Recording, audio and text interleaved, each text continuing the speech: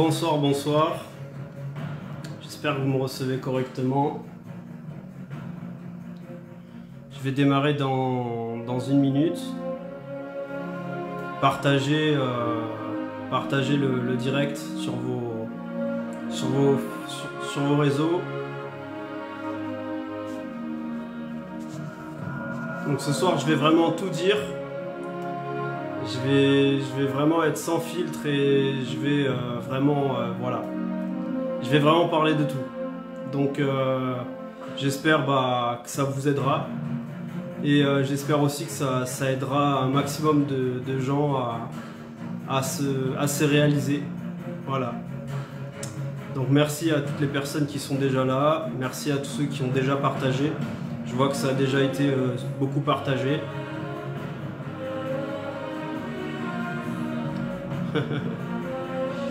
Bonsoir, bonsoir. Bon, on a du beau monde ce soir.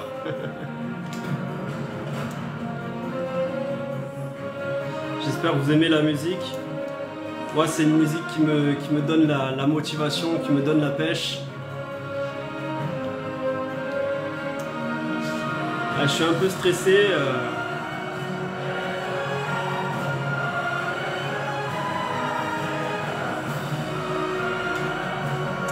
Bonsoir, bonsoir, bonsoir à tous. Bon, je compte sur vous pour mettre un maximum de commentaires, pour interagir à tout ce que je dis. Voilà, j'ai besoin vraiment de tout le monde ce soir. C'est moi qui parle, mais j'ai besoin de votre participation à tous. Voilà, donc je vais démarrer, partager un maximum.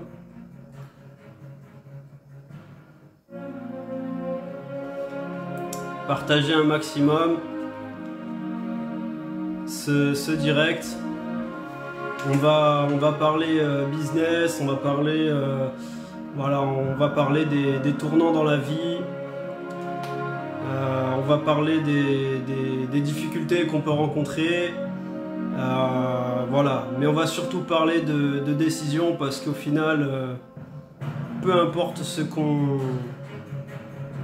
qu'on rencontre dans la vie, au final, c'est souvent une question de décision. Donc voilà, je compte sur vous pour partager un maximum ce live. Et voilà, pour donner un maximum de visibilité à cette vidéo. Aussi un maximum de visibilité à mon histoire. Donc ce soir, je vais vous raconter mon histoire. Je vais vous parler de mes combats, de mes défis, de mes victoires et aussi de mes échecs. Voilà, je vais vraiment être vrai. Donc partagez sur votre réseau. Là on est à 50 vues, il faut augmenter ce nombre.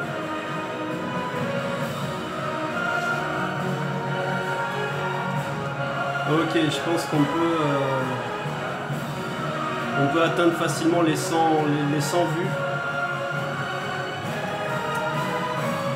Bon. On va partager, c'est super simple, il suffit de cliquer en bas, partager. Et de mettre partager sur le feed et voilà. Bon, je vais arrêter cette musique, même si bon j'aurais bien voulu qu'on continue à l'écouter ensemble, mais il va falloir qu'on rentre un peu dans le vif du sujet. Donc bonsoir à tous, bonsoir Facebook, bonsoir les personnes que je connais, les personnes que je ne connais pas. N'hésitez pas à écrire dans le chat, je vois tous vos messages en direct. Et j'espère que je pourrai aussi interagir avec ce que vous allez dire. Bon, c'est vrai que ça fait un petit moment qu'on s'est pas vu en live sur Facebook. Voilà, j'aime bien faire des lives uniquement pour des choses vraiment importantes, des choses vraiment impactantes. Pas faire des lives comme ça pour parler de la pluie du beau temps, mais vraiment parler de choses importantes. Et ce soir, je voudrais vraiment être entier avec vous, vous parler vraiment de ma vie, de ce qui s'est passé, parce que c'est vrai que vous me voyez avancer avec LR, vous voyez réussir comme ça, passer des positions, passer des niveaux et surtout vous m'avez toujours vu positif et ce soir j'ai envie de vous donner, voilà, de vous transmettre, de vous donner un peu de moi, un peu de ce qui a marché pour moi en espérant que ben, ça vous arriviez à le dupliquer aussi.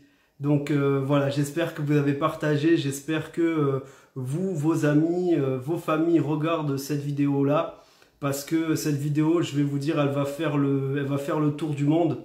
Bon, le tour du monde des francophones, parce que bon, ben, moi, je m'exprime en français, mais j'ai une histoire vraiment qui est vraiment unique, qui est vraiment très forte.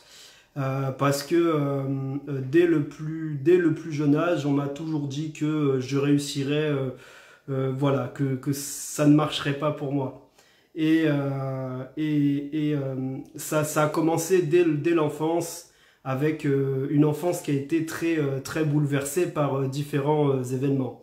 Et aujourd'hui, je réussis professionnellement, je réussis dans ma vie, je fais des investissements, je réussis dans les affaires, j'ai gagné confiance en moi, je gagne bien ma vie, oui, mais je me suis fait aussi beaucoup d'amis et ça c'est aussi signe de succès.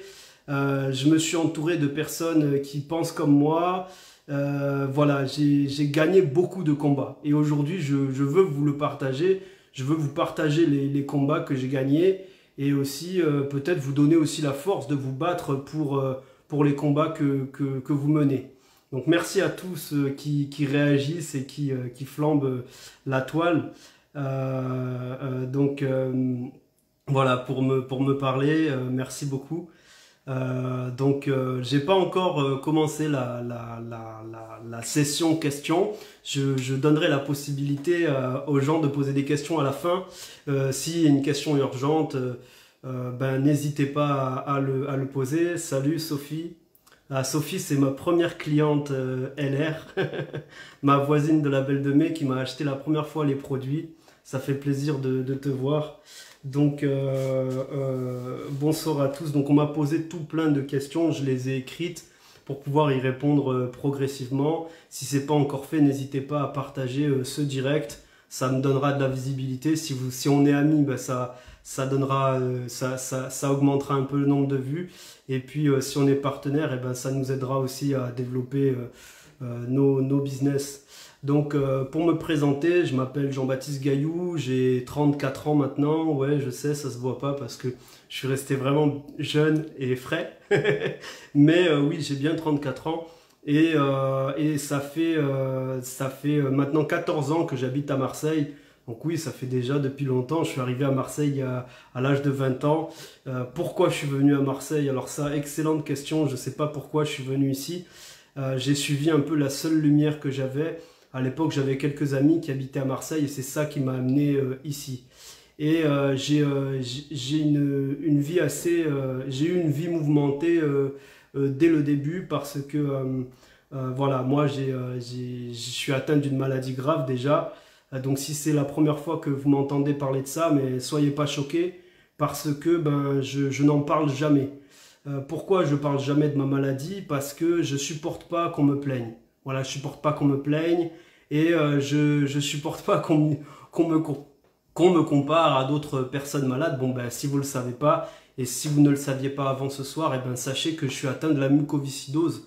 Donc qu'est-ce que c'est que la mucoviscidose? C'est une maladie pulmonaire où l'espérance de vie jusqu'à aujourd'hui est de 17 ans. Voilà, bon ça. Pour ceux qui ne savent pas ce que ça veut dire que vous ne pouvez pas vivre plus vieux que 17 ans en moyenne quand vous êtes atteint de cette maladie. Donc cette maladie, elle a été découverte à ma naissance en 87 quand je suis né.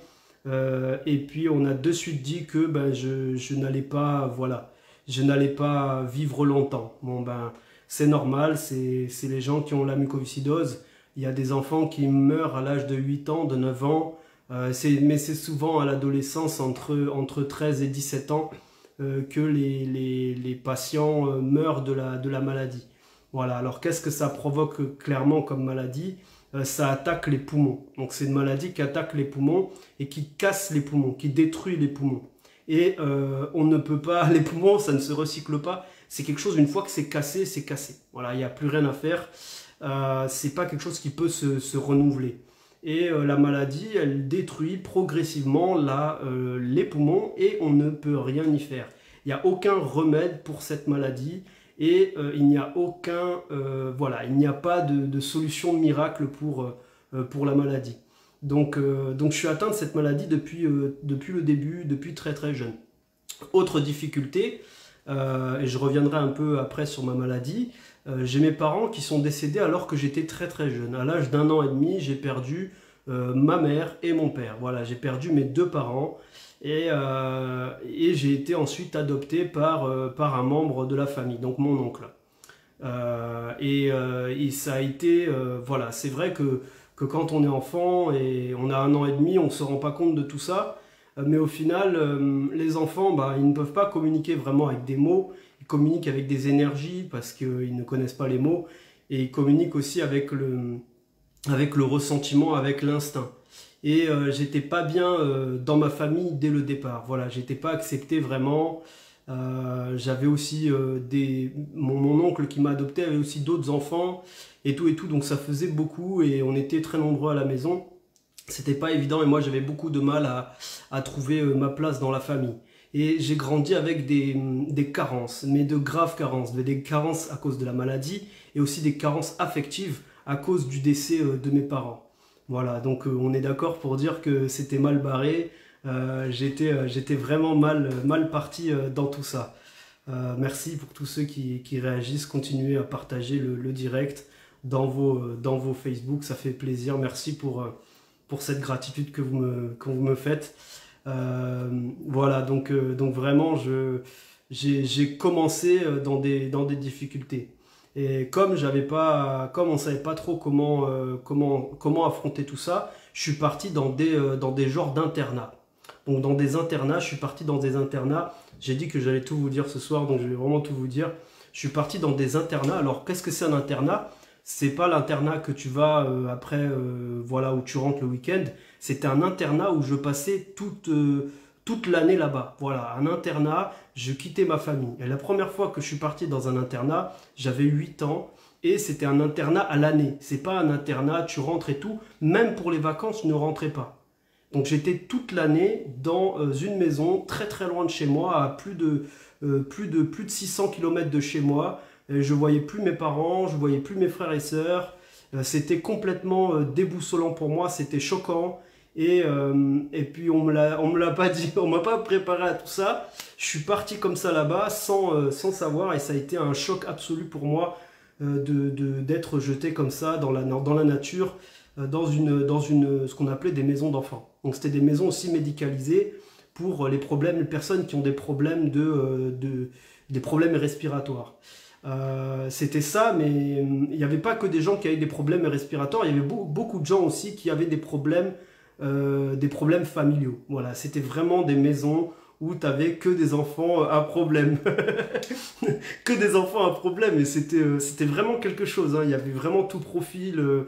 Ça a été vraiment très formateur pour moi. Alors ça a été très dur. Et puis même pour les vacances, il n'y avait que les grandes vacances où je rentrais chez mes parents.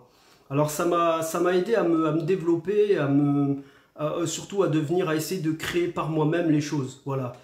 Créer mon environnement, me battre. Ça a été très dur dans les débuts, je faisais des bagarres, je me faisais défoncer, voilà, c'était vraiment dur. J'ai rencontré, bah, vous savez, les enfants, c'est des personnes vraiment cruelles, hein.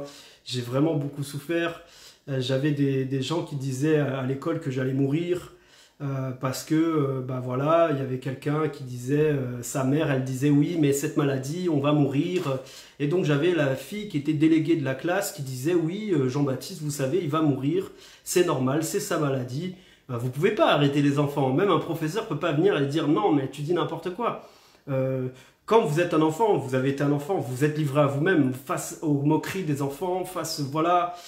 C'était très dur pour moi, les filles ne voulaient pas sortir avec moi quand j'étais ado, parce qu'elles disaient, tu te rends compte Jean-Baptiste, tu vas mourir un jour, moi je veux pas souffrir de ça, et tout. En plus, j'étais pas bon à l'école, donc j'avais des filles qui me disaient ouais, mais moi, ma mère m'a dit que il faut que je me mette avec quelqu'un qui est fort à l'école et tout. Laissez tomber. Les galères. J'avais dit que je dirais tout ce soir, donc je vais tout dire. Voilà. Et la maladie, ça a vraiment été très très dur et très violent comme tournant dans ma vie. Cette réalité. Et du coup, j'en étais complexé. J'étais malheureux d'être malade parce que je me suis dit, mais comment je vais faire pour m'aligner aux autres? Comment je vais faire un jour pour me réaliser, pour me marier, pour faire ma vie, pour avoir ma place dans la société? Ça allait être difficile. Salut Jonathan, vous voyez, j'ai Jonathan Gros Claude, donc c'est un frère qui a la même maladie que moi et on a vécu ensemble aussi dans les maisons, donc il sait très bien ce que c'est. Les moqueries des gens, les bagarres, les trucs et voilà. Et ça n'a pas été vraiment facile, ça a vraiment été très dur. Donc c'est la vérité. C'est la vérité et je voulais le partager aujourd'hui avec vous, vous dire vraiment toutes les choses qui ont été vraies. Donc j'étais très très perturbé, j'étais très frustré, j'étais très très en colère contre la société, contre les gens, contre la maladie. Voilà, j'étais vraiment vraiment très très fâché. Et voilà, les amis se moquaient de moi. C'était pas facile, j'étais très complexé d'être malade. Et puis avec ma famille, ça ne se passait pas bien. J'étais vraiment dans des dispositions qui n'étaient pas du tout idéales pour s'épanouir. Et du coup, tous les échecs, toute ma scolarité a été un échec. En classe, j'étais pas du tout concentré, j'écoutais pas les professeurs, j'étais souvent malade, j'étais souvent à l'infirmerie. L'infirmerie au collège et au lycée, c'était mon endroit où j'allais me réfugier quand j'allais pas bien. Et souvent, j'allais pas bien, mais c'était pas que physiquement, c'était aussi moralement. Voilà, c'était aussi moralement. C'était vraiment une vie très dure, une vie très dure. Mais j'ai toujours été quelqu'un de positif. J'ai toujours cherché à tirer les choses positives de la vie et j'ai toujours été un grand rêveur. Je me suis toujours dit, JB, tu vas réaliser quelque chose dans ta vie. Et voilà, c'est vrai que quand on est enfant, quand on est adolescent, on se dit tous qu'on est quelqu'un d'exceptionnel. Et je pense que si vous-même vous pensez que vous êtes quelqu'un d'exceptionnel, ben vous avez tout à fait raison. Vous êtes quelqu'un d'exceptionnel. Et vous devez justement en être digne de cette pensée. C'est pas tout de dire je pense que je suis exceptionnel et après ne rien faire. On doit vraiment se battre pour se réaliser. Comme moi, je me suis battu. Je suis arrivé donc à la fin de toutes ces maisons d'enfance. Ça a duré pendant 11 ans, j'ai été dans ces maisons. Vous imaginez? Pendant 11 ans. Alors, quels ont été les autres détails? Les maisons, j'ai dû changer de maison parce que les maisons, soit il y en avait qui fermaient, soit il y en avait, j'avais atteint l'âge limite parce que c'était des maisons avec une limite d'âge pour certaines. Voilà, j'ai dû partir. J'ai commencé par être en Ariège, à Foix. J'étais dans une maison qui s'appelait le Col des Marousses où j'étais à 1000 mètres d'altitude dans la forêt.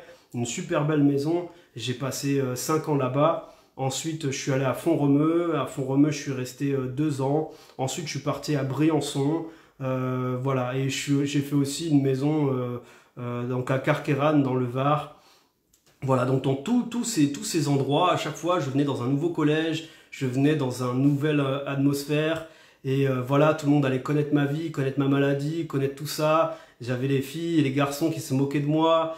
Voilà, c'était vraiment, vraiment, vraiment difficile. Vraiment difficile. Mais voilà, j'ai décidé de me battre et de continuer mon combat et de dire surtout que bah voilà, je vais faire honneur à tout ça.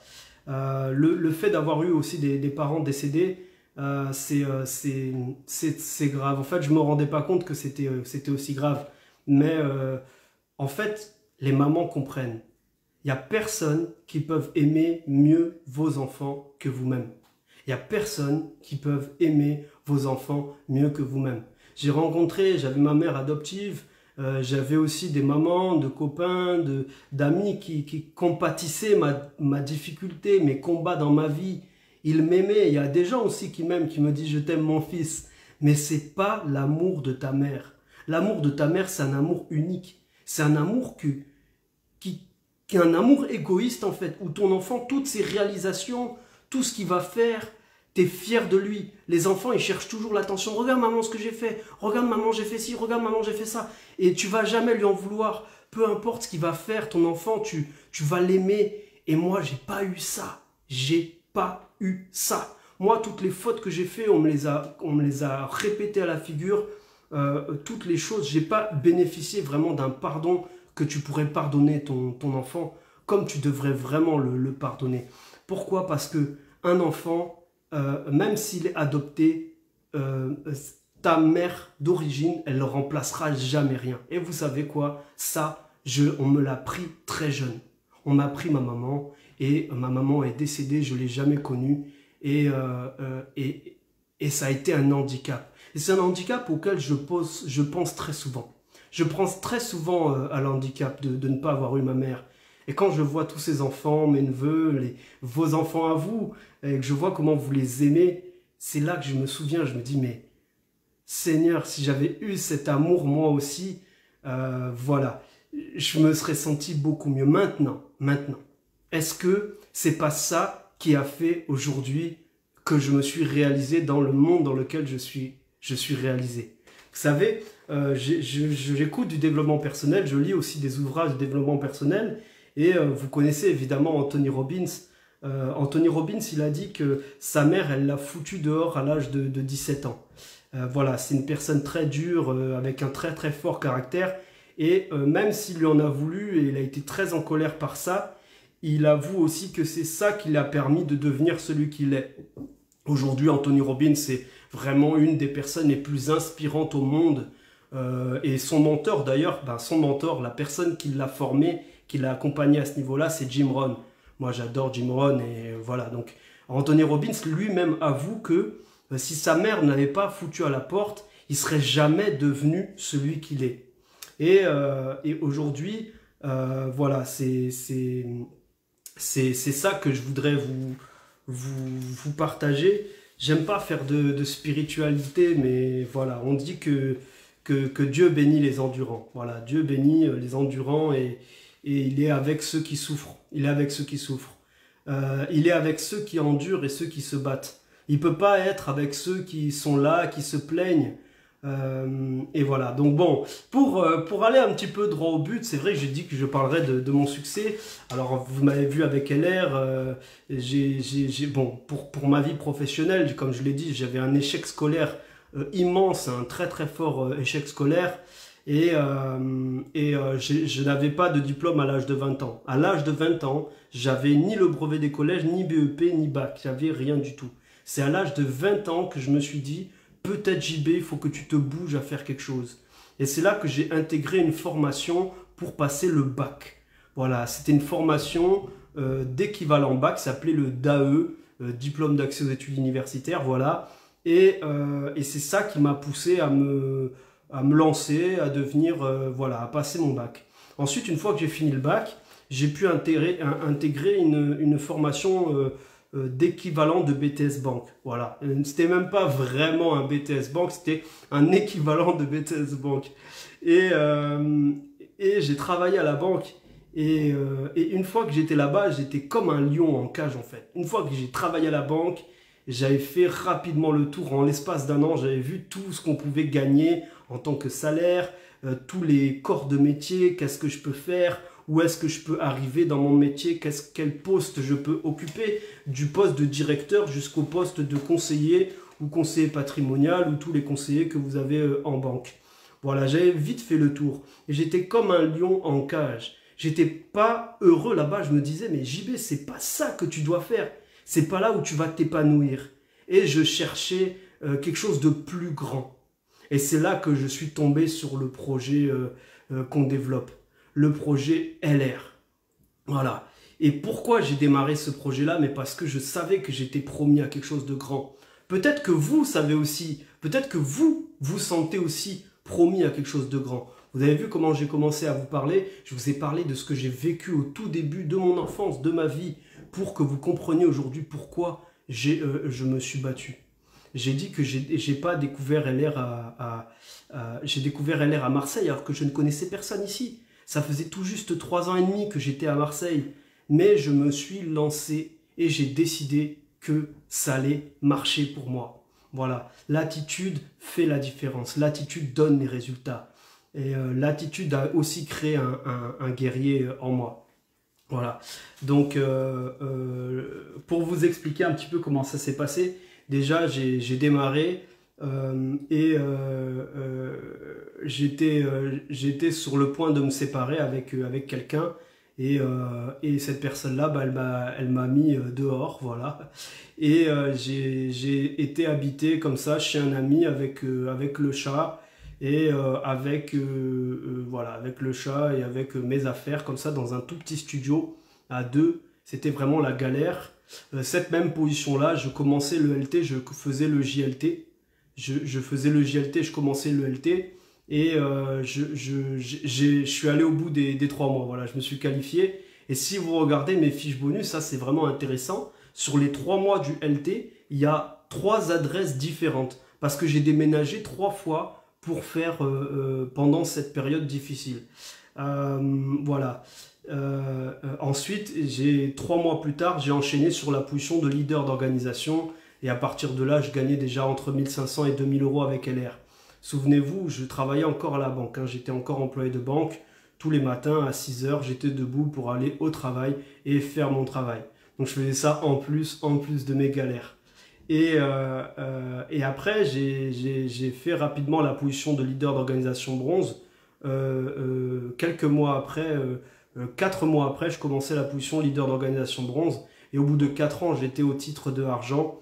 Et 2 ans après mon argent, je gagnais 10 000 euros par mois déjà avec LR. Et voilà, et c'est ça, oui, voilà, on m'a foutu dehors. Mais voilà, regarde, je suis encore vivant. et voilà, et du coup, bah, j'ai continué à me battre jusqu'au titre de argent. Et voilà, qu'est-ce qu'on peut savoir de tout ça? C'est que j'entends beaucoup de gens qui justifient le fait qu'ils n'avancent pas par des contretemps. Oui, là, je suis en train de déménager. Oui, là, je finis d'abord une formation. Oui, là, c'est les vacances, donc je suis avec les enfants, je verrai ça après, et tout et tout. En fait, tout le monde justifie tout et n'importe quoi par des aléas. Et il faut savoir, il faut que vous acceptiez en fait que ce sont que des vraies excuses, en fait, des excuses de perdants. Des excuses de perdants parce que, comme le dit Stromae, quand il n'y en a plus, il y en a encore. Quand il n'y en a plus, il y en a encore. Il y aura toujours des choses dans votre vie. Maintenant, qu'est-ce que vous avez choisi de devenir? Est-ce que vous avez choisi de devenir le gagnant, le vainqueur, la personne qui va inspirer des populations, qui va inspirer des mondes, qui va même peut-être inspirer des personnalités? Est-ce que vous allez être cette personne-là ou alors vous allez être quelqu'un de banal, quelqu'un qui reste dans sa zone de confort, quelqu'un qui reste dans la médiocrité? Qu'est-ce que vous voulez faire? Qu'est-ce que vous voulez lancer comme message à vos enfants? Voilà, que vous vous êtes battu, que vous vous êtes laissé faire. Et ça, vous ne pourrez pas mentir. Donc à vous de décider vraiment ce que vous voulez écrire dans votre vie. Moi, c'est ce que j'ai fait. Aujourd'hui, j'ai atteint la position de vice-président. J'ai fait vice-président. J'ai fait LO or, j'ai fait LO or, LO platine et vice-président en l'espace de 2 mois, il y a maintenant 1 an. Et ça, personne ne l'avait jamais fait en Europe. Personne, depuis 35 ans que LR existe, ça n'était jamais arrivé. Et je l'ai fait, voilà. Alors que j'ai une maladie grave, alors que mes parents sont morts à l'âge de 1 an et demi, alors que j'avais un manque de confiance en moi, voilà. Alors que j'avais toutes ces lacunes. Donc, qu'est-ce qui aujourd'hui vous empêche, vous, d'atteindre votre objectif? Je ne dis pas que j'ai plus de problèmes que vous, parce que tout le monde a ses problèmes. Et tous les problèmes sont importants, attention. Mais, si je l'ai fait, qu'est-ce qui fait que vous ne pouvez pas le faire? Voilà. Qu'est-ce qui fait la différence? La seule différence, c'est une chose, c'est la décision. La décision. Acceptez que vous n'avez pas encore vraiment décidé. Parce que quand j'écoute les excuses des gens, quand j'écoute ce que les gens disent de pourquoi ils ne font pas encore ça, tous les gens qui ont des projets de créer des entreprises et qui ne les créent pas, tous les gens qui ont des projets de faire ceci, de faire cela et qui ne le font pas, vous n'avez pas encore vraiment décidé. Et vous devez vraiment apprendre à vous dire la vérité si vous voulez avancer. Sinon, vous allez rester là toute votre vie. Et un jour, vous ferez un bilan comme ça dans 20 ans, dans 30 ans. Et vous vous rendrez compte que vous n'aurez jamais rien réalisé. Soit parce que vous avez attendu le bon moment, soit parce que vous vous êtes dit je vais attendre ceci, je vais attendre cela, je vais attendre une personne et vous n'allez pas avancer. Voilà, vous devez vraiment accepter que vous n'avez pas vraiment décidé. Là, il y a plein de gens qui commentent et qui me suivent là, que je vois dans les commentaires et tout. Il y en a beaucoup qui sont dans ce cas-là, où vous faites mine d'avoir décidé. Et demain, je vais parler avec vous au téléphone et vous allez me sortir les mêmes excuses. Oui, mais là, il y a les vacances. Oui, mais là, il y a les impôts. Oui, mais il y a eu le Covid. Tout ça, c'est que des excuses. Parce que si ce n'était pas des excuses, pourquoi il y en a qui réussissent et que vous ne réussissez pas? Est-ce que c'est une histoire de chance? Parce que moi, je n'ai pas eu de chance. On est d'accord? J'ai eu aucune chance. La vie ne m'a laissé aucun répit, aucune chance. Voilà. Mais regardez où j'en suis aujourd'hui. J'ai toujours pensé comme un vainqueur. Regardez, par exemple, quand j'ai déménagé à Marseille, dans l'appartement dans lequel je suis, il y a un loyer à 800 € à payer. J'ai demandé à une personne vraiment de confiance, une personne que je considère vraiment comme voilà, une des personnes les plus proches de mon entourage, qu'elle se porte garant pour moi. Voilà. Pour que je puisse louer cet appartement, parce que je gagnais un salaire de 1200 € à la banque, je n'avais pas les moyens de louer un appartement à 700 €. Mais c'était l'endroit dans lequel je voulais vivre. J'ai dit, moi, à tout prix, je vais vivre ici. Voilà. Et je serai prêt à tout.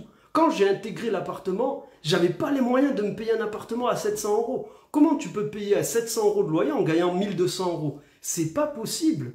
Mais vous savez quoi? Je l'ai fait. Et ça m'a donné la force de me battre comme un fou, comme un soldat, comme une star de cinéma. C'est ça la vérité. J'ai mis la barre tellement haut qu'il fallait que je me batte. Je ne pouvais pas me donner une excuse. En gros, je me suis dit, il faut que j'aille au plus loin, il faut que j'ai peur pour me battre. Et c'est ça en fait, sortir de sa zone de confort. C'est comme si vous sortiez ce soir, demain matin, vous sortez sans veste parce qu'il fait 20 degrés. Et vous savez que vous allez rentrer le soir alors qu'il fera 5 degrés dehors. Voilà. Et que vous allez vous dire, ben, dans la journée, je vais faire en sorte d'avoir ce qu'il faut pour m'acheter une veste.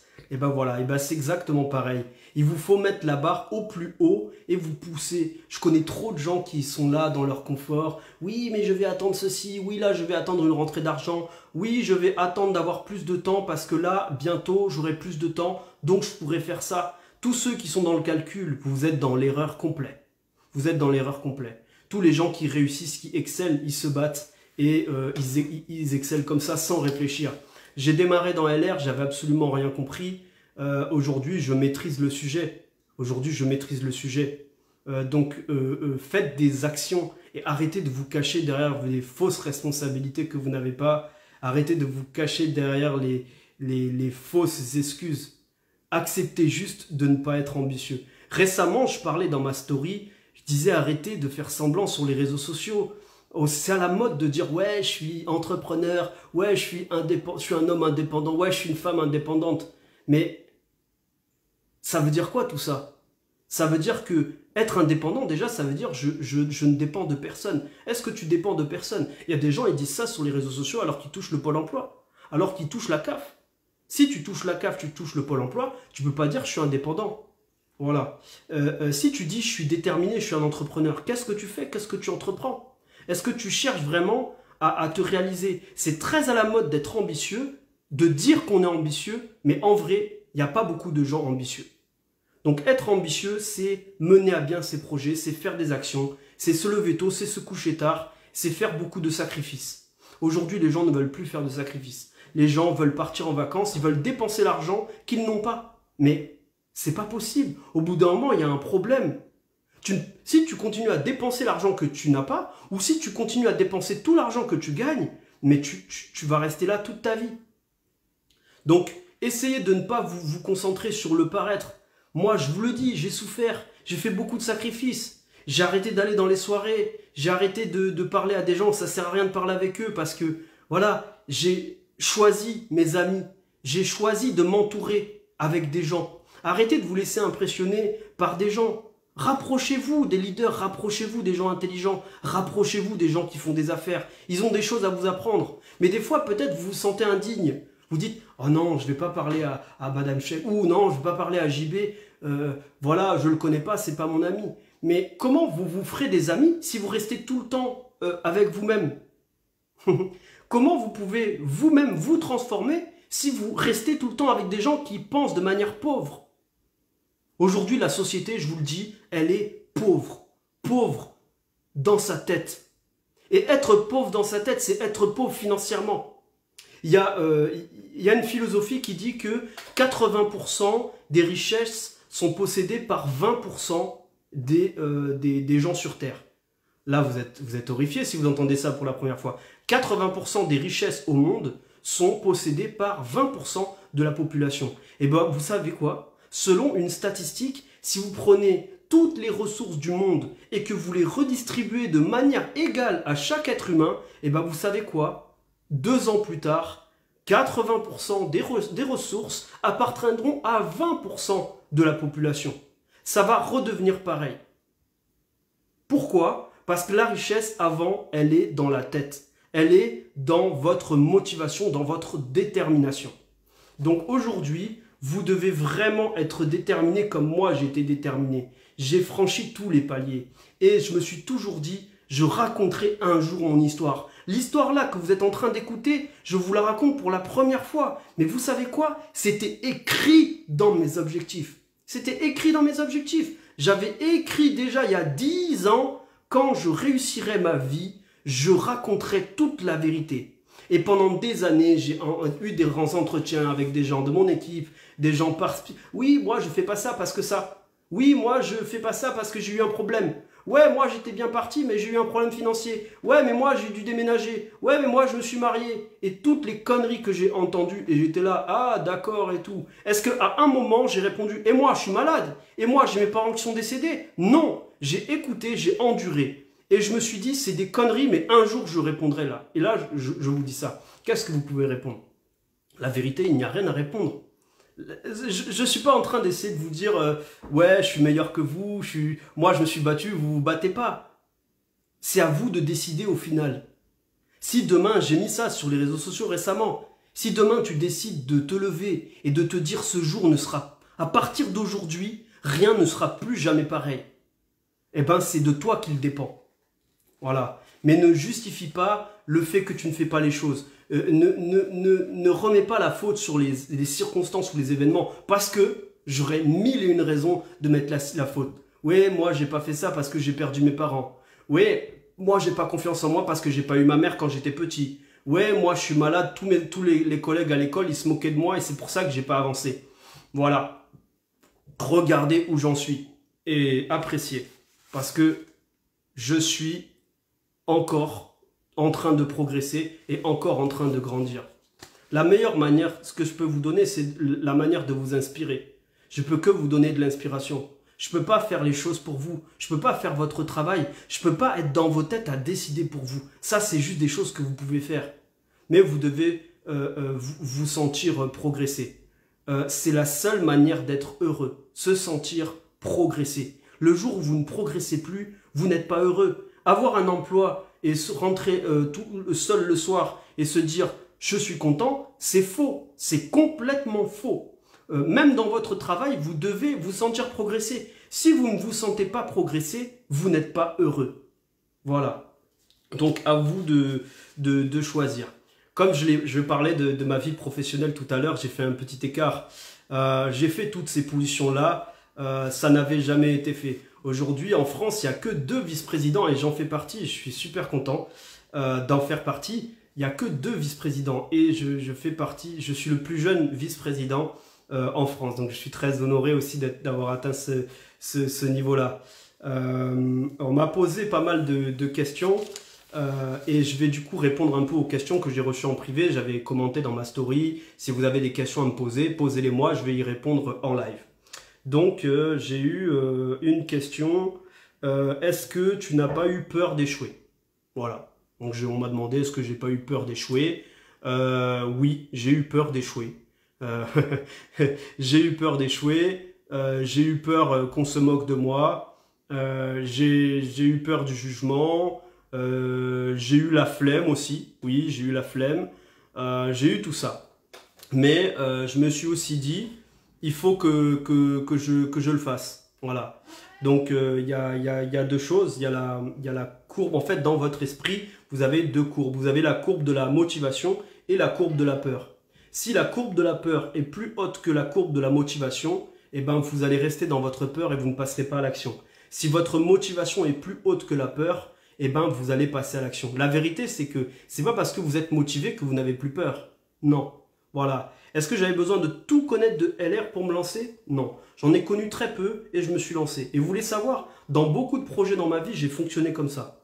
J'en connaissais peu et malgré le fait que j'en connaissais peu, eh ben, je me suis lancé. Et des fois, je me suis cassé les dents, mais j'ai plus appris et je me suis plus développé en ayant cette attitude-là qu'en essayant d'analyser toutes les choses. La vérité, c'est que si vous mettez beaucoup de temps à réfléchir, eh ben, c'est que vous n'êtes pas, c'est que c'est un manque de confiance en vous, en fait. C'est pas vraiment de la réflexion. Ça aussi, c'est un truc qu'il faut accepter. Si vous mettez beaucoup de temps à réfléchir, beaucoup de temps à prendre une décision, c'est que vous n'êtes pas sûr de vous. Voilà. Jim Rohn, il dit que il faut prendre des décisions. Même si c'est une mauvaise décision, mieux vaut prendre une mauvaise décision que rester là à n'en prendre aucune. Vous voyez? Donc, décidez-vous à vous battre. Donc, est-ce que j'ai eu peur? Oui, j'ai eu peur. C'est humain, la peur. Tout le monde a peur. Maintenant, est-ce que vous restez sur cette peur? C'est la question. Voilà. Moi, je ne suis pas resté sur ma peur. Ensuite, on m'a aussi demandé quelle est la formation qui a été un déclic pour moi. Alors ça, là, j'ai vraiment beaucoup aimé cette question. Quelle a été la formation déclic? C'est-à-dire le moment où je me suis dit, waouh, ça y est, j'ai trouvé, je sais ce qu'il faut que je fasse. Je vais vous dire, on est malheureusement dans un monde où on est dans beaucoup de théories.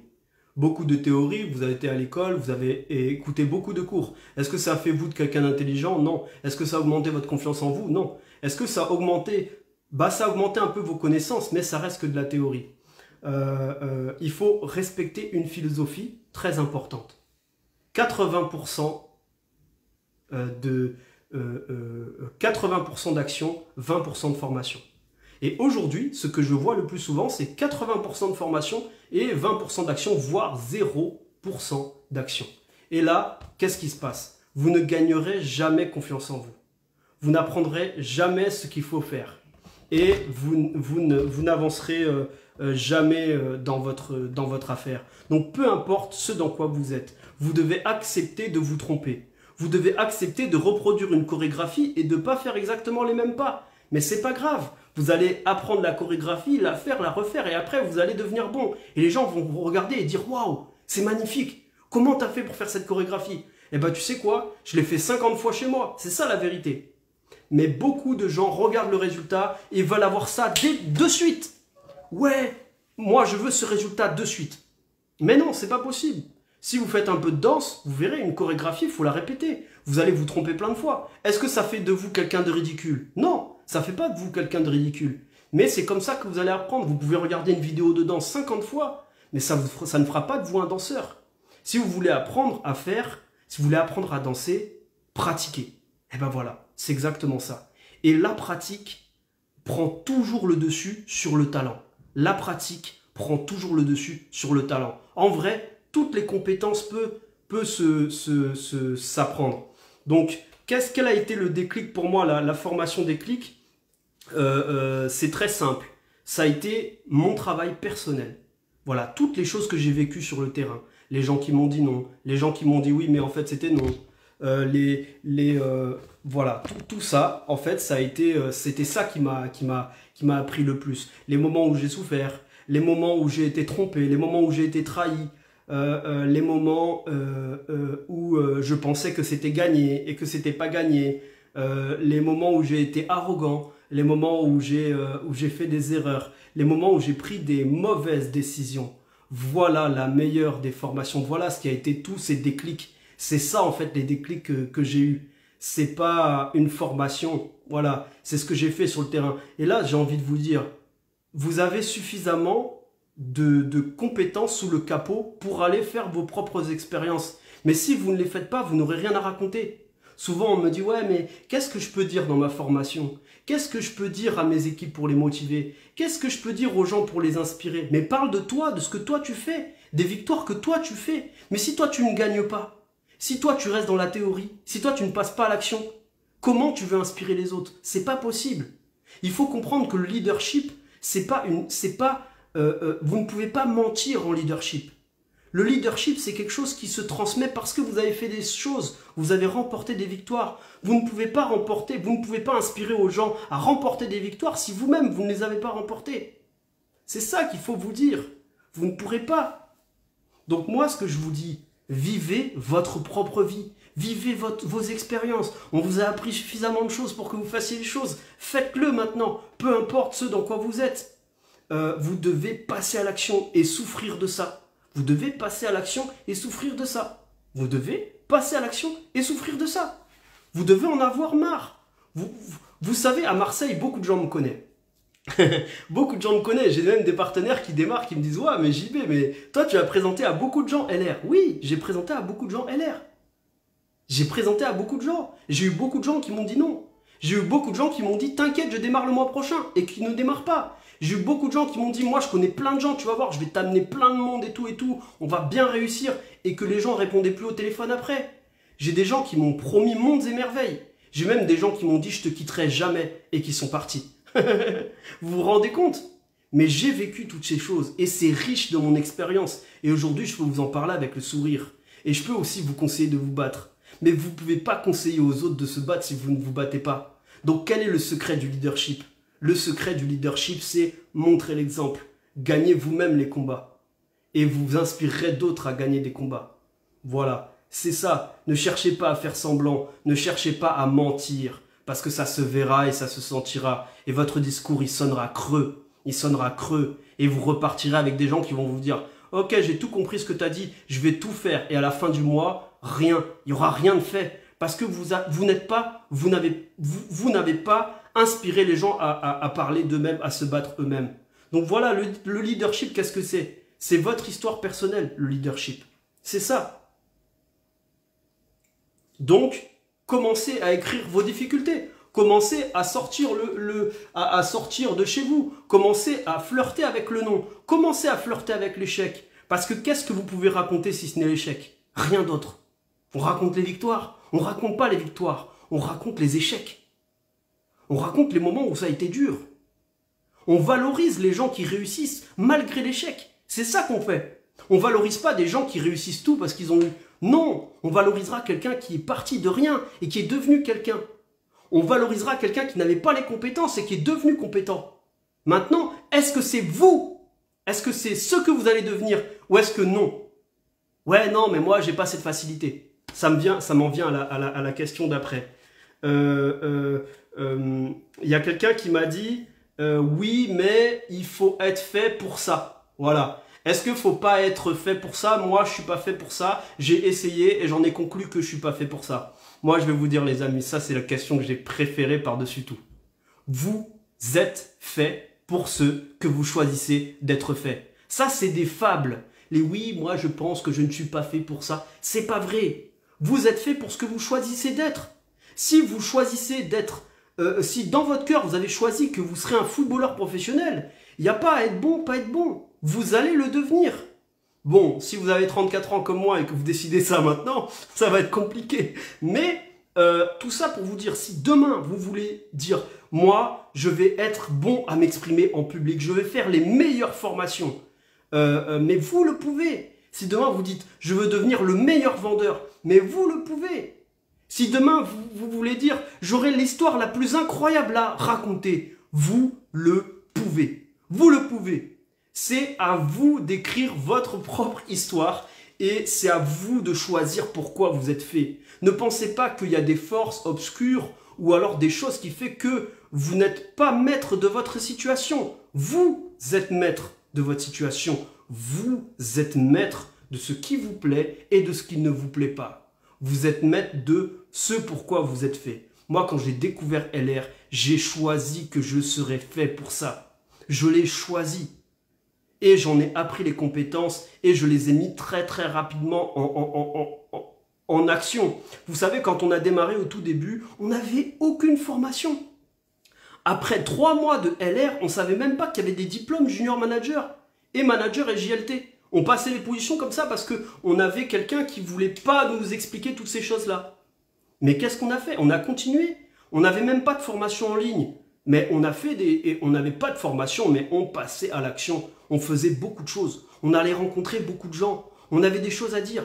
Et le soir, quand on allait se coucher, on disait « Je suis fier de moi. Parce qu'aujourd'hui, j'ai fait beaucoup de choses pour mon business. Et le temps viendra où je raconterai cette histoire. Le temps viendra. Maintenant, toi, il faut que tu te dises ça. Je suis en galère, je souffre, c'est difficile. Mais c'est pas grave. Parce qu'un jour, je vais raconter cette histoire-là. Est-ce que c'est ce dont tu as envie ?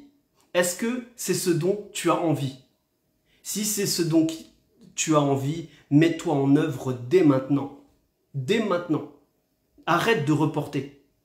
Donc, est-ce que tu es « Ouais, moi, je suis pas fait pour ça ». Laissez personne vous dire ça. Moi, aujourd'hui, quand j'ai quelqu'un qui m'appelle, qui me dit « Ouais, tu sais, j'ai réfléchi, en fait, je suis pas fait pour ça ». Non, ne raconte pas d'histoire. C'est toi qui choisis pourquoi tu es fait.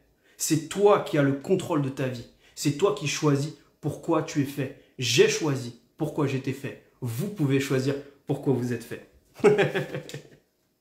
Ah là là, et je vous promets, il y avait plein de choses que j'avais pas prévu de dire. C'est vraiment là, on est vraiment sur le direct. J'espère que ça vous plaît, j'espère que vous apprenez des choses et ça me fait plaisir vraiment d'être transparent avec vous et vraiment vous dire tout ce que j'ai sur le cœur. Pour ça, je tiendrai aussi à dire une chose. C'est pas du tout évident pour moi de parler comme ça à nu et je supporte pas qu'on me plaigne et j'ai longtemps réfléchi pendant des mois à est-ce que je vais vraiment dire toute cette chose sur la vérité. Et je me suis dit, ça me fait vraiment mal des fois de parler de toutes ces choses. Mais je me dis, est-ce que ça peut pas faire du bien aux autres? Est-ce que ça peut pas donner de l'espoir à des gens qui ont été dans de graves difficultés que de témoigner de tout ce qui m'est arrivé? Ma maladie de mucoviscidose, les enfants qui se moquaient de moi à l'école et qui disaient que j'allais mourir, toutes les fois où je me suis fait défoncer, j'avais des cocards et tout, je me battais à l'école et souvent je perdais. Et toutes les fois où j'ai eu ces problèmes, toutes les fois où j'attendais l'attention de mes parents que je n'ai pas eu parce que mes parents sont morts alors que j'étais enfant. Toutes ces choses-là, vous croyez que ça me fait plaisir d'en parler? Non, ça me fait mal au cœur. Mais je me dis, c'est la vérité. Et je dois vous le dire. Parce que vous devez vous battre. Je ne prétendrai pas avoir plus de difficultés que vous. Parce que vous avez aussi des graves choses qui vous ont arrivé dans votre vie. Mais c'est à vous de choisir de vous battre. De choisir de vous élever au niveau auquel vous devez être. De vous choisir de vous élever au niveau auquel vous devez être. Et aujourd'hui, je suis très très fier parce que j'ai gagné plein de choses avec LR. Regardez, j'ai gagné ce trophée de top exécutif. C'est le premier trophée top exécutif remis en France. Et on m'a remis ce trophée-là pour ma performance. Car je fais partie des meilleurs partenaires en France. Et j'en suis très fier. Voilà. Être fier de ces victoires. Et regardez, je fais partie de la couverture catalogue, du catalogue de LR. Mais c'est pas formidable. Le catalogue de LR traduit distribué dans plus de 29 pays. J'ai donné une interview pour le LR Magazine où je raconte mon histoire. C'est formidable. C'est formidable. Je vous incite à le lire. Vous verrez, il y a environ 6 pages où je parle et je raconte mon histoire. Je parle, je vous raconte tout. Faites lire cette histoire-là. Le but, c'est pas que je devienne célèbre. Le but, c'est que vous inspiriez aussi des gens. Regardez, avec des photos, c'est ça en fait qui me plaît. Et j'ai lu tellement d'histoires dans ce catalogue. Et voir qu'aujourd'hui, moi, JB Gaillou, un gars simple de la Belle de Mai, j'arrive aujourd'hui à être quelqu'un de reconnu sur le plan international.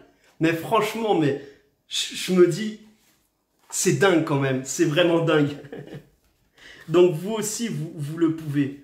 Vous le pouvez et vous le devez. Comment on parlera de vous dans les années futures? Est-ce qu'on parlera de vous comme vous êtes un vainqueur? Ou est-ce qu'on parlera de vous, ouais, c'était quelqu'un de normal? Qu'est-ce que vous voulez transmettre à vos descendants? Qu'est-ce que vous voulez donner comme inspiration à votre communauté? Comment votre communauté, elle parlera de vous? Moi, dans ma famille, je vous avoue, je me sentais le plus nul. On m'a toujours dit, tous mes frères et sœurs, ils ont tous eu leur bac avec mention, mention bien, mention très bien. Ils ont tous eu des diplômes d'ingénieur, J'étais vraiment le plus nul. Et puis on me l'a fait ressentir, des fois aussi on me l'a fait ressentir. Mais j'ai choisi de me battre et de rehausser tout ça. Et aujourd'hui, je suis bien le moins diplômé de mes frères et sœurs. Mais aujourd'hui, j'ai 5 frères et sœurs. J'ai 5 frères et sœurs. Si je les réunis tous aujourd'hui et que j'additionne tout ce qu'ils gagnent, aujourd'hui, moi, je gagne plus que tout leur salaire. Voilà. Donc, on n'est pas dans une compétition parce que je les aime tous beaucoup, mes frères, et je les admire beaucoup aussi. Mais aujourd'hui, j'ai battu beaucoup de choses. Je suis devenu propriétaire avec LR. Là, on a d'autres projets d'investissement encore dans l'immobilier. L'an dernier, j'ai pu mettre 150 000 euros de côté. Non seulement j'ai mis 150 000 euros de côté, en cash s'il vous plaît, pas en crédit, mais en plus de ça, je suis devenu propriétaire. J'ai acheté tout simplement mon premier logement que j'intègre là le 10 décembre. Vous voyez? Donc, tout est possible à celui qui croit, à celui qui veut. Et encore une autre victoire, celle de la maladie. C'est vrai. Là, je vais être un peu solennel avec vous. C'est vrai que dans la maladie, les statistiques de la maladie, comme on l'a dit, c'est rare d'aller plus loin que 20 ans. Et on me l'a dit, on me l'a fait savoir. Et j'ai grandi avec ça dans le cœur, dans la tête. Oui, tu vas mourir, JB. Et moi-même, avant d'aller dormir, je disais, JB, il te reste encore 2 ou 3 ans à vivre. Je me disais ça parce qu'on me le disait. Et en fait, je me suis habitué. C'est un peu comme un bruit de fond que tu entends. Tu sais, si par exemple, tous les matins, tu as un chantier en face de chez toi, et ben petit à petit, tu sors et tu l'entends même plus en fait. J'entendais même plus que mes jours étaient comptés. C'était devenu en fait une musique de fond. Et en fait, j'y faisais même plus attention. Mais dans ma tête, c'était vrai. J'allais finir. Et du coup, je me battais pour être le meilleur partout. Je me battais pour être le meilleur en sport. Je me rendais compte qu'il y avait des gars qui étaient pas malades et qui tenaient aussi, avec qui j'arrivais à faire mieux qu'eux dans le sport à l'école. J'étais vraiment, voilà, je cherchais à faire de mon mieux. Et malheureusement, j'ai perdu beaucoup de copains. J'ai perdu beaucoup de copains qui ont perdu la vie de cette maladie. Voilà, pour vous dire, si vous voulez savoir, bon, ça va vous faire de la peine, mais 90% des gens que je connaissais qui ont la maladie de la mucoviscidose, ils ont tous trépassé. Ils sont tous morts. Voilà. J'en ai que quelques-uns qui sont encore là. Et déjà, je voudrais leur rendre hommage dans mes victoires. Leur dire aussi que si je me battais, c'était pour leur montrer aussi que c'était possible. Parce que vous savez, beaucoup de gens ont abandonné ce combat-là de la maladie. C'était tellement éprouvant, tellement dur de faire tous les traitements, d'accepter le regard des autres, de vivre dans ce monde-là, que je connais beaucoup de gens qui avaient lâché la guerre. Et la maladie les a pris. Voilà, la maladie les a emportés jeunes, 16 ans, 17 ans, 19 ans, 30 ans, 35 ans, jeunes qui se sont fait emporter. Et à chaque fois, ça a été le cœur brisé pour moi. Mais en toute franchise, il y en avait qui avaient lâché l'affaire. La maladie nous a pris, mais la maladie, il faut aussi se battre. Donc, aujourd'hui, pourquoi se battre? Parce que j'allais dire LR.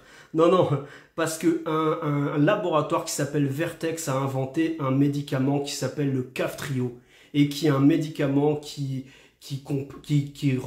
concerne 80% des gens qui sont atteints de la mucoviscidose.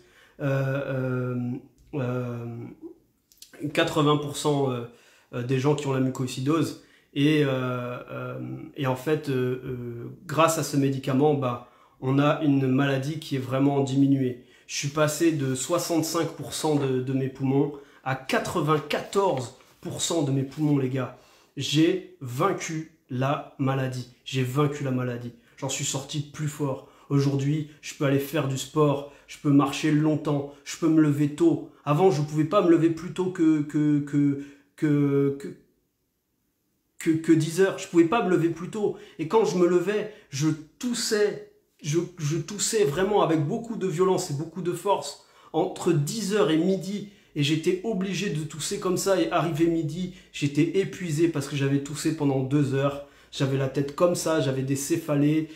C'était compliqué. Je perdais du poids parce que la maladie, elle me prenait tellement en énergie que pire qu'un moteur essence, je perdais du poids. Et aujourd'hui, je vous le dis, j'ai gagné. Voilà, j'ai battu. Alors, est-ce qu'il ne fallait pas se battre, tenir en fait la barre assez longtemps pour que ce médicament sorte? Oui, c'est ça la vérité. Il faut se battre jusqu'au bout. Et aujourd'hui, je vous le dis, là, il y a marqué que j'ai récupéré 94% de mes poumons. Voilà. Et si vous voulez, je vous prends tous à la course et je vous bats tous. Non, ça c'est pas garanti. Non, mais la vérité, aujourd'hui, je peux aller faire du sport. Je peux courir. Je peux rire.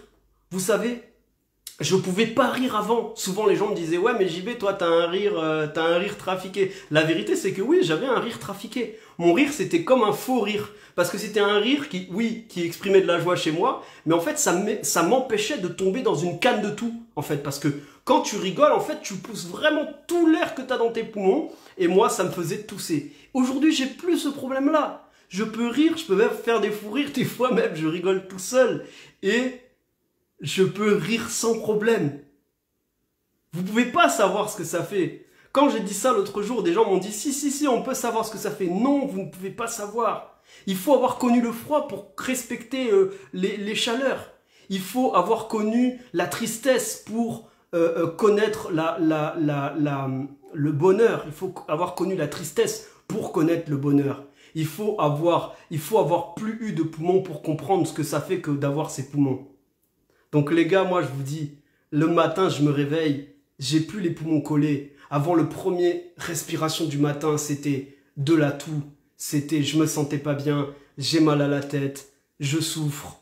Et l'après-midi, j'étais fatigué parce que j'avais consommé tellement d'énergie à tousser. Quand je chopais un rhume ou quand je chopais une petite grippe, vous chopez un rhume, vous chopez une petite grippe, quand c'est passé, c'est passé. Moi, ça me mettait dedans, ça me mettait malade et à la fin, même quand le rhume partait, j'étais tellement épuisé que je restais malade pendant encore des semaines. Aujourd'hui, j'ai chopé un rhume là, et ben ça y est, c'est passé, et je me suis dit, il y a des gens, ils se plaignent du rhume, mais de quoi ils se plaignent? Donc voilà, moi aujourd'hui, les amis, je voulais vous lancer un message de paix, un message de détermination, un message de feu. Je veux que vous vous battiez, que vous le fassiez pour vous, que vous le fassiez pour être digne, pour être fier, pour être honorable, pas pour l'argent, parce que l'argent c'est pas le problème, mais pour être fier de vous, pour vous sentir être épanoui. Et un jour, on aura une discussion, peut-être un jour on partagera un repas et on parlera de ce jour-là où je vous ai parlé de tout ça et que vous avez décidé de vous mettre au travail. Mais arrêtez avec vos excuses de merde. Arrêtez de justifier pourquoi il y en a qui réussissent et pourquoi vous ne réussissez pas. Que lui, il a des facilités, lui, il a des compétences et que vous n'avez pas. Tout ce que vous voulez devenir, tout ce que vous pouvez le devenir. Vous voulez devenir le meilleur, vous pouvez le devenir. Ça ne dépendra que de vous. J'ai fait ce choix. J'ai fait ce choix. Et je ne vais pas m'arrêter là. Bon, on m'a posé d'autres questions. Donc, je vais continuer à y répondre. Bon, on m'a demandé est-ce qu'il faut des facilités pour le faire. J'ai déjà répondu à ça. On m'a demandé est-ce que tu as dû... ça, c'est mamie qui m'a demandé ça. Est-ce que des fois, c'était pas dur de se lever? Oui, c'était dur. Surtout quand on a décidé. Vous savez, quand on a décidé, on tient 2-3 jours et après, on se rend compte que 3-4 jours après, on n'a plus la... C'est un peu dur. Mais il faut vous souvenir pourquoi vous avez pris cette décision. C'est très important le matin de se dire qu'est-ce qui fait que j'ai décidé d'aller là. Voilà. Vraiment, c'est très important. Donc, c'est le petit conseil que je peux vous donner. Voilà, que vous ayez vraiment quelque chose de puissant. Et surtout, de comprendre aussi, c'est une question qu'on m'a posée, est-ce que les détails sont importants? Et moi, je vais vous dire, les détails font toute la différence. Est-ce que les détails sont importants? Les détails font toute la différence. Comment vous vous habillez, comment vous prenez soin de vous, ce que vous mangez, l'heure à laquelle vous vous levez, comment vous parlez aux gens, si vous parlez gentiment ou si vous parlez méchamment, le vocabulaire que vous employez, toutes ces choses-là, tous ces détails ont leur importance. L'heure à laquelle vous arrivez, le nombre d'appels que vous allez passer dans une journée. Surtout, la clé, elle est vraiment dans les détails, c'est-à-dire qu'est-ce que c'est le détail? Le détail, par exemple, c'est l'objectif court terme. Je vois beaucoup de gens qui ont de grosses visions. Là, je vous parle, là, vous vous dites, ouais, moi aussi j'ai une vision, moi aussi j'ai un pourquoi, moi aussi j'ai quelque chose que je veux réaliser. La chose que je peux vous dire, c'est des détails qui vont faire la différence. Si vous avez un objectif à long terme, vous devez avoir un objectif à court terme. L'objectif à court terme, c'est ce mois-ci. Voilà, qu'est-ce que vous avez fait ce mois-ci? Eh bien, si c'est rien, c'est grave. Si vous n'arrivez pas à faire quelque chose dans le mois, mais faites quelque chose à la semaine. Peut-être fixez-vous des objectifs à la semaine ou à la journée. Le mieux, c'est de se fixer des objectifs à la journée. Parce qu'au final, si vous mettez 30 actions, si vous mettez une action par jour en place, à la fin du mois, vous en avez eu 30.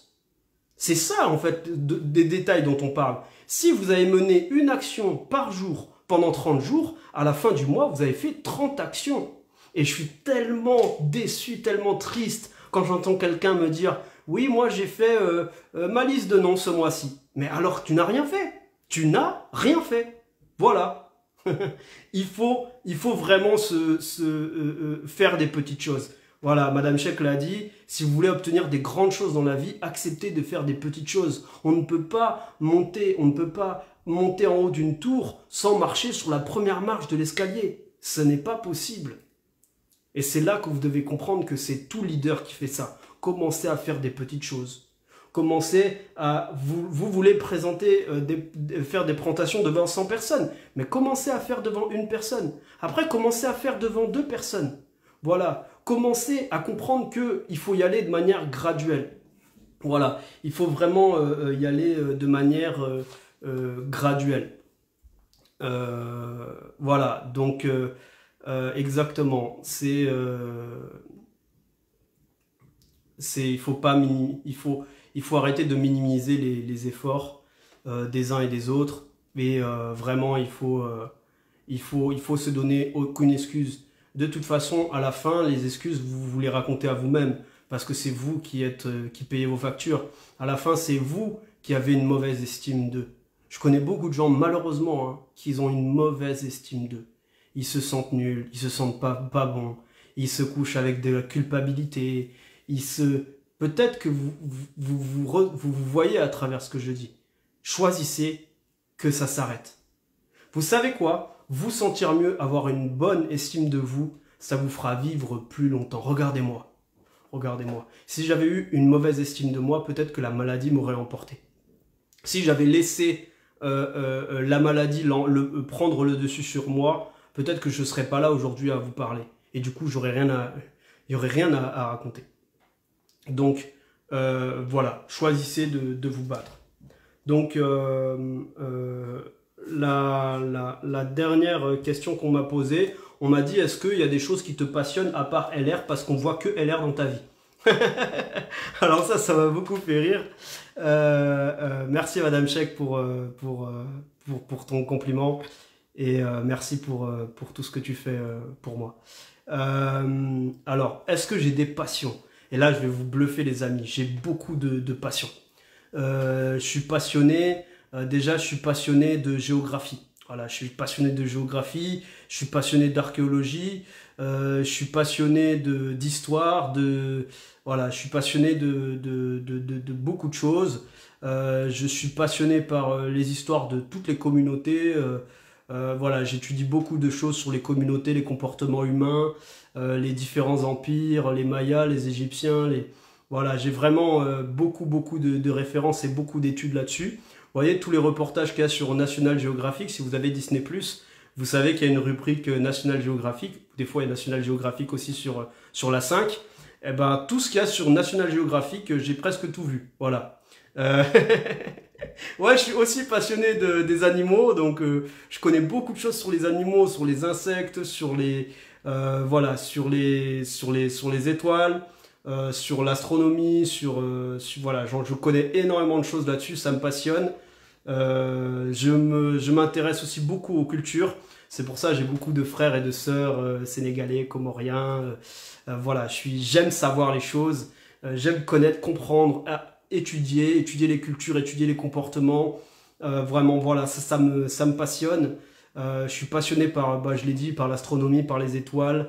J'en connais beaucoup de choses. Je connais aussi beaucoup de choses sur les planètes, sur la galaxie, sur l'univers.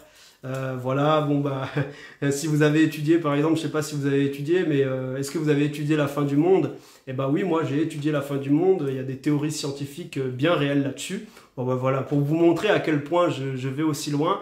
Donc j'aime beaucoup aussi avoir des discussions avec des gens. C'est vraiment ce qui me passionne le plus, avoir des discussions, apprendre qui ils sont,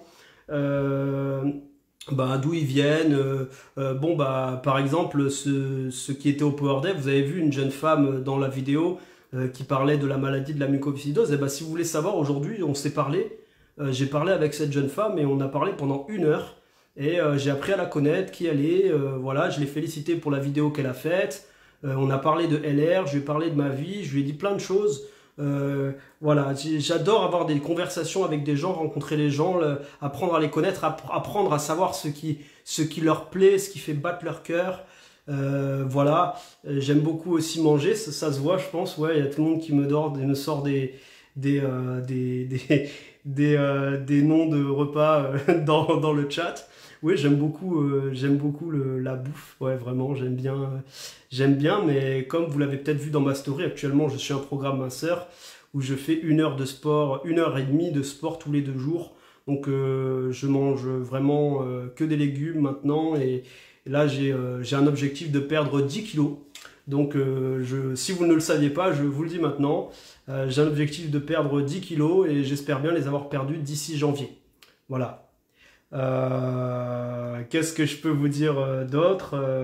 Oui, donc je suis aussi passionné de l'OM. Oui, je regarde tous les matchs de l'OM, je suis tout de l'OM. J'aime beaucoup le football. Je regarde le football en général. J'essaye d'être le plus objectif possible aussi. C'est pas toujours évident parce que quand on est supporter, on a tendance toujours à tirer la couverture de notre côté. Mais je regarde bien. Je suis assez branché l'OM et je regarde aussi le PSG jouer. Oui. Voilà, j'aime beaucoup aussi la danse, oui, pour ceux qui le connaissent. J'ai appris la danse avec Alphée, donc j'ai des connaissances en toute danse, danse moderne, coupé-décalé, nombolo. Voilà, on a avec Afropop Danceport le concept de Alphée. Voilà, donc j'ai fait des vidéos, j'ai même tourné dans des clips. J'ai été manager aussi d'un groupe de danse qui s'appelait Les Boucs en Style, qui est passé à W9, à M6, voilà. Tout ça, c'est des petites choses, des choses qui me passionnent. Voilà, tout ça pour vous dire que j'aime beaucoup la vie, j'aime beaucoup faire des choses, j'aime beaucoup aller nager aussi, j'aime beaucoup nager, j'aime beaucoup découvrir des nouveaux horizons. Et ce que j'aime vraiment, vraiment par-dessus tout, c'est la nature. J'adore la nature, j'adore me retrouver dans la nature. J'adore visiter des trucs, des châteaux, des trucs anciens, voilà, j'adore apprendre de ce que les anciens faisaient. J'adore apprendre de l'histoire, vraiment essayer de m'imprégner de comment les gens pensaient, les victoires, les échecs que les gens ont eus. Voilà, j'étudie vraiment toute l'histoire. J'étudie aussi l'histoire de l'Afrique, les différents empires, les différentes ethnies. L'histoire de France, l'histoire de la Suède, enfin voilà. Désolé, hein, je suis désolé, mais je connais, enfin j'adore connaître des choses et du coup j'en apprends beaucoup et voilà. Voilà, c'est généralement à la pause entre midi et 2, j'essaye de... Là par exemple en ce moment je suis en train de regarder un reportage sur les Mayas, voilà, où ils étaient, comment ils faisaient, voilà. Donc tout ça, ça me passionne et donc voilà. Et aussi je suis aussi passionné de maquettes de bateaux. Voilà, donc les bateaux, les bateaux, tout ce qui est bateaux anciens, les bateaux entre 1500 et 1800, à l'époque des beaux bateaux en bois. Voilà, donc je suis passionné de maquettes de bateaux, tu sais, les maquettes que vous pouvez voir chez les gens. Eh ben, sachez que vous pouvez les acheter en pièces détachées et les construire. Ben voilà, ça fait partie aussi des choses qui me passionnent. Donc voilà, je suis passionné par absolument plein de choses. Et voilà, et je suis content de vous connaître tous, je suis content d'avoir beaucoup d'amis. Donc moi, ce que je peux vous conseiller, entourez-vous des gens que vous aimez. C'est les gens que vous aimez. Moi, je vous donne l'exemple avec Madame Cheikh. Bon, c'est pas une déclaration d'amour, ah, si, un petit peu, mais moi, quand j'ai rencontré Madame Cheikh, je me suis dit, cette personne-là, il faut que je l'aie dans ma vie.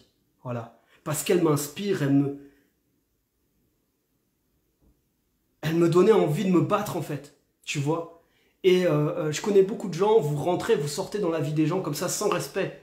Mais si ces gens vous inspirent vraiment, mais restez amis avec eux, restez proches, ayez des conversations avec eux, ils vous remonteront chaque fois. Moi, je vous avoue, depuis que j'ai rencontré Madame Cheikh, ma vie a changé. Ma vie a changé parce que c'était le mentor qu'il me fallait pour que je m'accomplisse. C'est un peu... c'est elle qui m'a aidé à me réaliser. En fait, vous savez, la qualité vraiment du grand leader, c'est sortir le meilleur de chacun. Le leader, il est capable de transformer le cuivre en or. Il est capable de transformer le cuivre en or. Il est capable de transformer la pierre en titane. Il est capable de vous transformer. Donc si quelqu'un vous inspire, mais rapprochez-vous, devenez son ami. Cherchez à le connaître, cherchez à partager, cherchez à échanger souvent. Cherchez à échanger. Moi, je peux vous assurer, c'est vrai que Madame Cheikh, elle a fait partie de ma vie, mais avant tout, c'est moi qui ai choisi de faire partie de sa vie. C'est moi qui ai choisi de faire partie de sa vie. C'est pas elle, c'est moi qui ai choisi d'être avec elle pour essayer d'apprendre un peu de cette magie qu'elle avait. Une femme qui s'est toujours battue. Une femme, en plus, j'aime pas dire ça, mais si je le dis, une femme africaine qui est venue comme ça en France avec rien du tout. Rien. Aucun patrimoine financier, aucune connaissance, ni dans la culture française, ni dans rien du tout. Elle est venue ici, mais elle s'est battue. Et quand je l'ai rencontrée, c'était quelqu'un qui m'inspirait tellement. Je me suis dit, mais moi aussi, j'aimerais bien être cette personne-là qui réussit. Si là, je vous ai raconté mon histoire, demain, vous écoutez l'histoire de Madame Cheikh, mais si un jour, elle vous raconte vraiment toute son histoire, parce que c'est quelqu'un qui est très pudique, mais vous n'allez pas en croire vos yeux. Donc, ce que je peux vous dire par rapport à moi, parce qu'on parle de moi ce soir, rapprochez-vous des gens que vous aimez. Rapprochez-vous des gens auxquels vous voulez ressembler. Vous ne pouvez pas ressembler à un leader en fréquentant des perdants. Vous ne pouvez pas être positif en fréquentant des gens négatifs. Moi, il y a des gens de ma famille que je ne fréquente plus parce que c'est des gens négatifs. Donc on se dit bonjour et au revoir parce que ça ne sert à rien. Je suis pas médecin en fait. Je peux pas aider les gens qui veulent rester dans des choses négatives. Donc entourez-vous des personnes qui vous inspirent, des personnes qui vous font sentir mieux, des personnes qui à la fin, quand vous raccrochez, vous vous dites « Ah, je me sens bien ». Quand vous raccrochez le téléphone et que vous vous dites « Je me sens pas bien », c'est que vous avez parlé avec quelqu'un qui est négatif. Les gens négatifs, ils parlent de quoi? Ils parlent des problèmes. Mais ils parlent des problèmes d'une manière à ne chercher aucune solution. Ces gens-là, vous ne pouvez rien faire pour eux.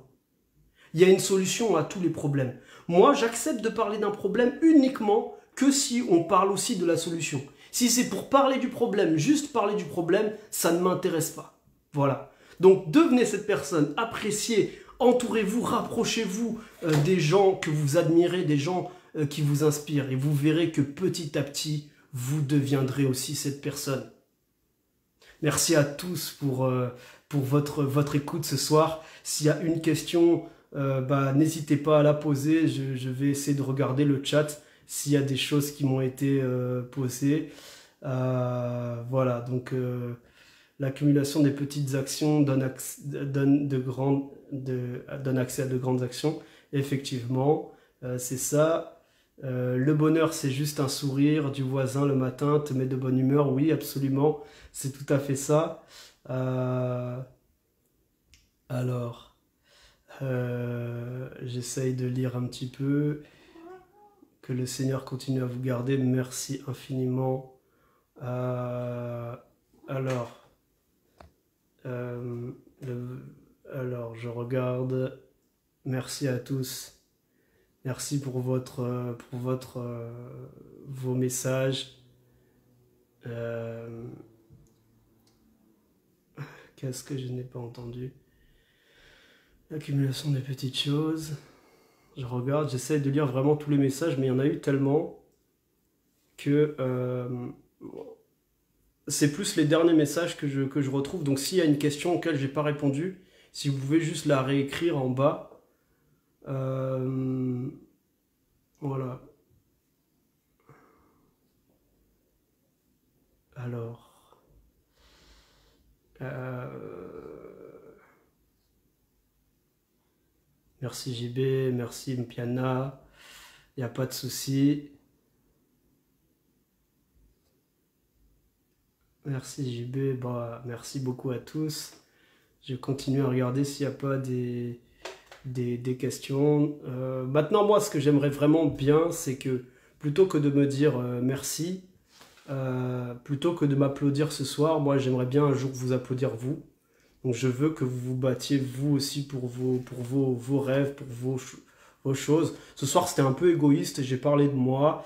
Je le fais pas souvent, mais je voulais vraiment vous dire vraiment tout ce que j'avais sur le cœur.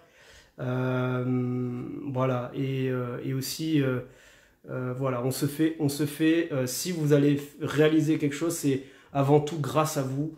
Voyez, moi j'ai eu Madame Cheikh, et j'ai mon frère aussi qui fait partie de mes mentors et que j'admire beaucoup et qui est là pour moi.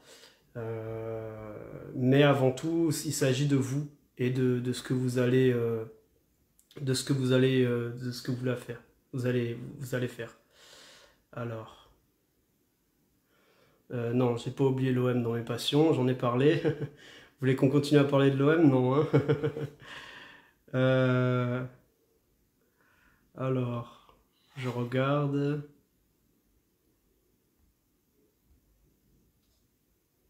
Je vais repartir à zéro.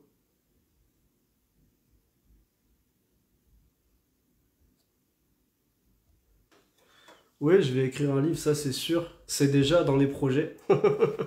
Donc je vais écrire un livre, mais d'abord, je me suis toujours dit, je veux d'abord réussir ma vie avant d'écrire un livre, parce que je vois beaucoup de gens qui écrivent des livres ou qui deviennent coach ou ceci ou cela.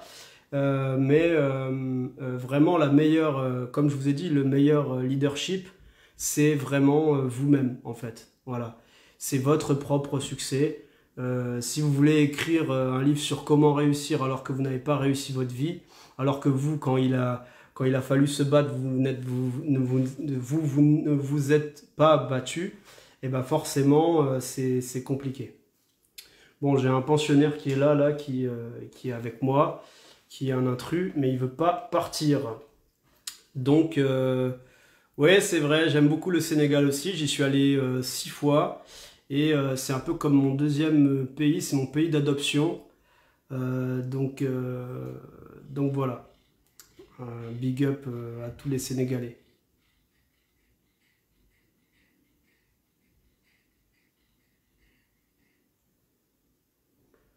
Alors, Mams, j'ai pas trop compris ta question. Tu n'étais pas au début, mais je vous trouve très inspiré. Merci beaucoup. Merci Ludovic. J'ai hâte de t'applaudir aussi pour tes succès.